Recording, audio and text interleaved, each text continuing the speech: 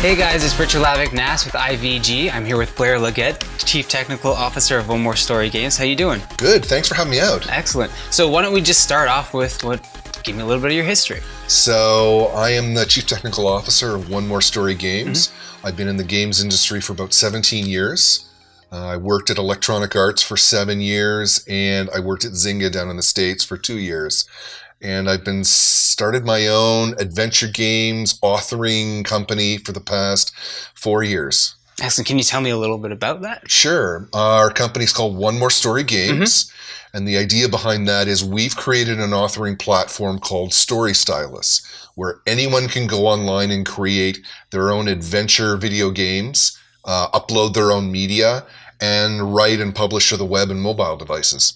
So this is a platform that anybody can gain access to? Pretty much anyone can use. We run summer camps to show kids how to use it, and it's a lot of fun. It takes those old choose your own adventure game stories and point and click adventure games and sort of fuses it all together and publishes it to the internet. That's awesome. Can you explain more about the camp? Sure, yeah. So our summer camps, we've had kids from 13 to 17. We run them up where our company is up in Barrie, Ontario. And when the kids come out, they spend a week with us. We teach them how to be storytellers. We play games. We play some of the games that other kids have created. And at the end of the week, the kids all have their own story game that they've created and they can share with their friends online. So being that you've been in the video game industry for a while now, what are some trials and tribulations of the indie game industry opposed to the AAA titles? One of the things about working in this industry for so long is I've got to see the full scale of being at Electronic Arts, probably one of the biggest game publishers in the world. Also working at Zynga, one of the largest internet gaming companies in the world. So I've seen and worked on teams with 200 people. And then you don't quite have those resources when you're working on your own studio platform. But then you get the passion of working for something that you really love and you work 24/7 on. On some of the bigger games, you have and are constantly iterating. I've worked on a FIFA game, so where you're working on a sports game and you've got to have a new content every year to put out for fans. I've worked on Skate and Skate 2, where you develop your own IP, and it takes you 2 years just to build up the technology that eventually goes in to become a full game. I worked on, the first game I ever worked on was SSX3. That is probably the highest critical rated game I've ever worked on. It has a Metacritic rating of 95, an average, which is amazing. That one magazine that gave us 70. But I got to work with an Academy nominated art director, Henry Labunta, and that was just incredible to build and bring that world to life. This frozen artscape, and I guess that's what Canadians do really well, right? So you don't get to work with those kind of budgets as an indie studio, but it becomes more about the passion, about making and building the games that you want to see in the world that no one else is doing. And that's what I love so much about One More Story Games is we helped and have built this technology that allows anyone to create the game that they'd like to see, to find that niche audience and reach people in ways that we just haven't seen with big studios and big companies. In regards to the camp that you do, what's it like working with kids and seeing their experiences told through video games? Well, it's kind of neat. They're kind of the indies of the indie games, right? When we get them in, they can pretty much dream and build whatever they want. They don't think they're going to be able to create a video game, but all of them do by the end of the week. And one of our most successful games to date, and we've actually published it online, it was a game called Attack of the Killer Zombie Cats. It was written by an 11-year-old girl from Barrie, Ontario, and she worked for a week on her game. And you play as Barack or Michelle Obama to defeat Trumpy Cat and his army of zombie cats. There's even Hillary Cat in there somewhere, but I won't give away the secret behind the scenes on her story. And yeah, it was just one of these things where Kira worked on the game for a week. We taught her how to be a storyteller, how to learn to write for characters and do dialogue, and then to even code it in terms of what ingredients you need to find to make the zombie cat antidote. And so she published it. She worked on the game, and then when we were ready, we published it online, and anyone can go online and play our game right now for free at www.onemorestorygames.com. But for her, it was just amazing to see her imagination brought to life. She did a lot of the art in the game. So, she drew it and we scanned it in, and it was just amazing to see her imagination come to life and to have that possibility. It was just amazing. For people who want to get into the industry, what kind of tips or tricks would you recommend for them? Yeah, it's really changed. Everything has changed in the past 20 years or so. I mean, I started out in the 80s, right? I see many of the equipment that I used to use. I had an Apple IIe when I was starting out. So, and I learned to code on that. I learned BASIC and just drawing stuff, but even then creating games as I knew I wanted to do for all my life. And I think everybody starts out differently, but we all have that same passion of seeing, the games that we play to put their hat on to build and create their own stuff. Yeah. And so I started out, I got a computing science degree from Simon Fraser University at West. But I grew up in Barrie, and I wish that One More Story Games had been around when I was a kid. In fact, I think for me, I created the company that I wish I had had as a kid, because I would have loved to go to those camps and create my own games, Absolutely. But so I got a computing science degree. I went off to work at EA for 7 years. You get to work on a lot of different projects when you're at a AAA studio, to work on some really big games.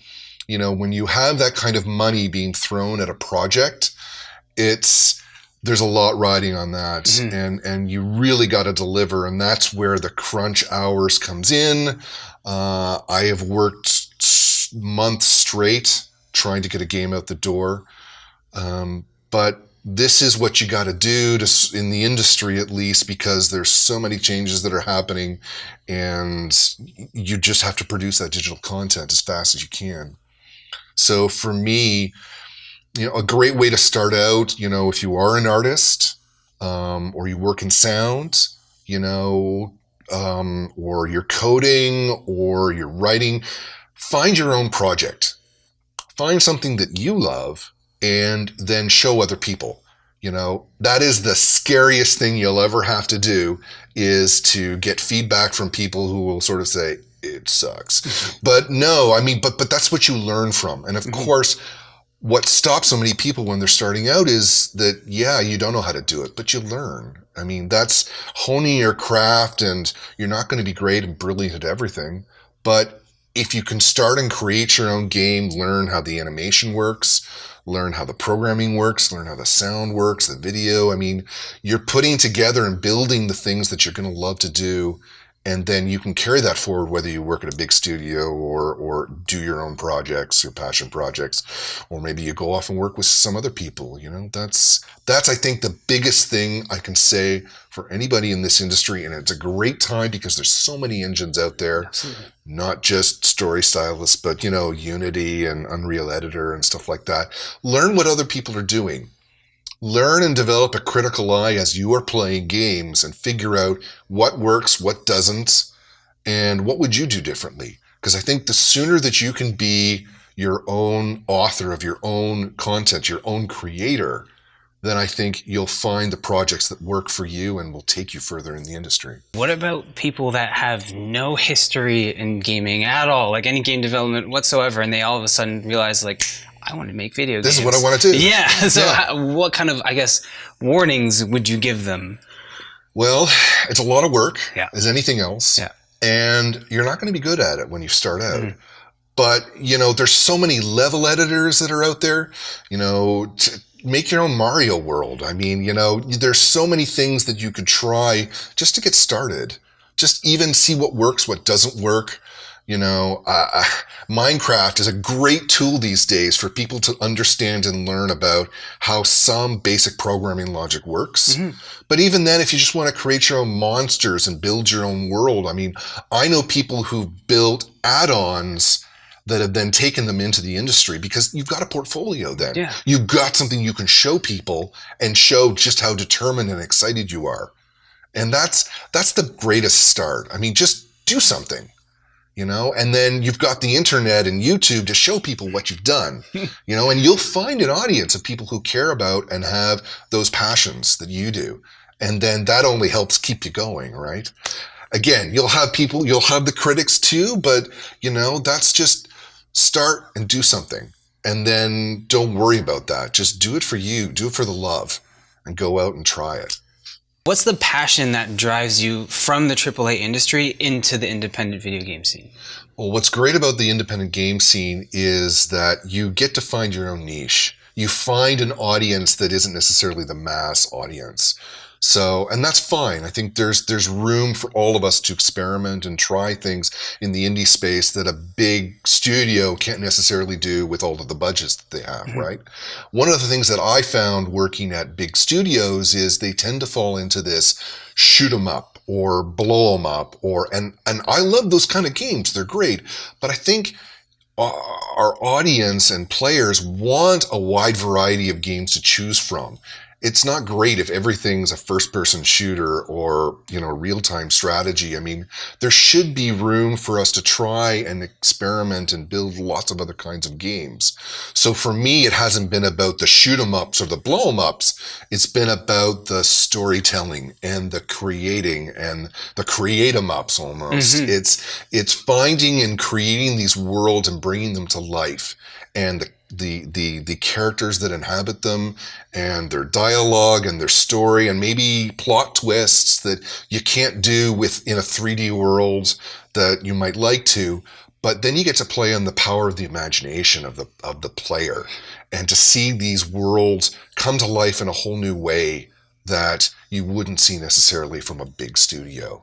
We get to play and try the things that other people won't and take those risks. Yeah. But that's the excitement behind it, right? And that's what drives my passion these days, to see worlds that characters and authors dream and see them brought to life.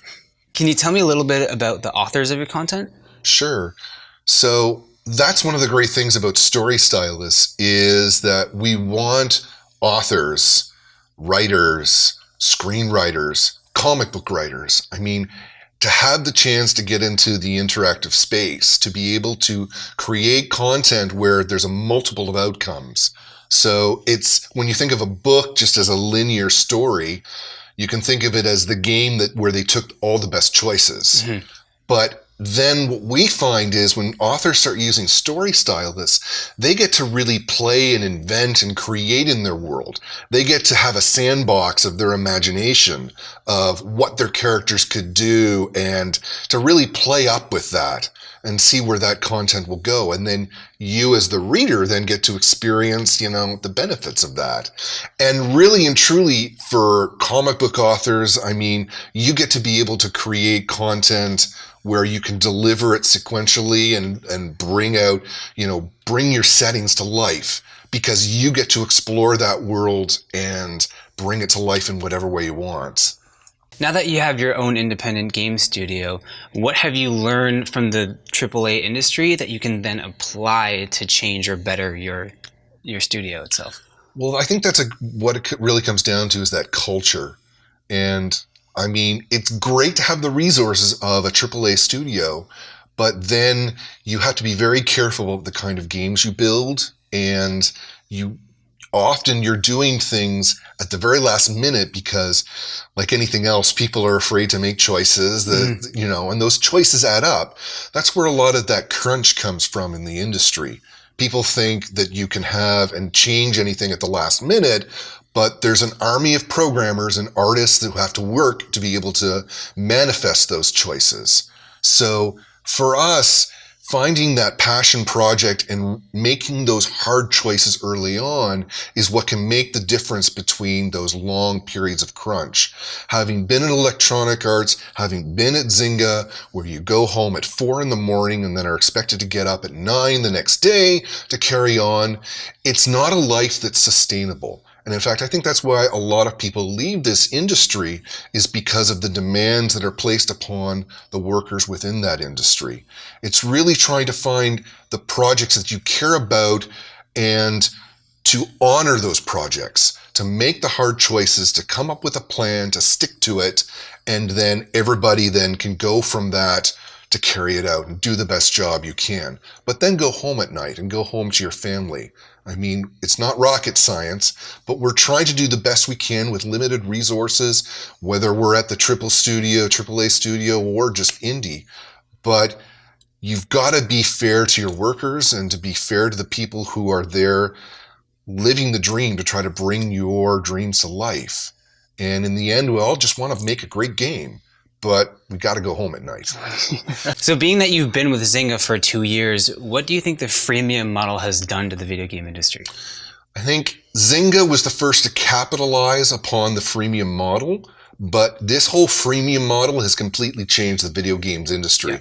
And I think you'd even go so far as to say, in a lot of ways of all entertainment, published entertainment, you have what becomes the casino mentality of where you can buy something small that might have something very expensive in it or be worth a lot of money, but you've got to spend money to be able to get to that content.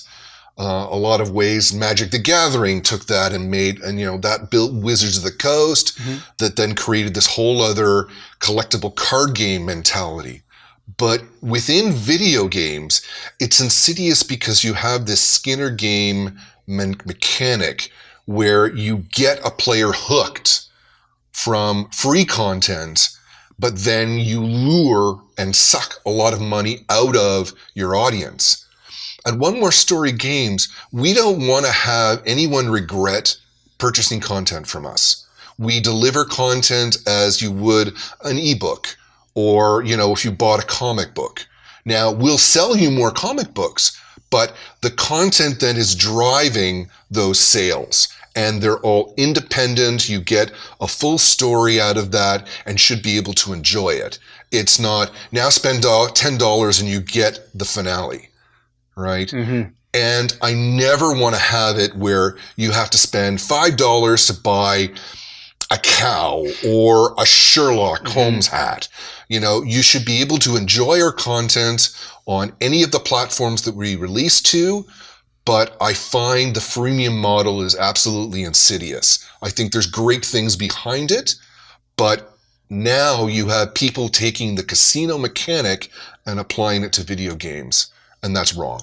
Yeah, they dissect games just so they can add that freemium model to it. Where it becomes you're polishing slot machines and getting your audience to spend excess money and regret that purchase. Yep. And really, we want our content to stand head and shoulders above everyone else, that you get to have an experience and you come away from that experience enriched and enjoyed and want to purchase more from us as a publisher of electronic content.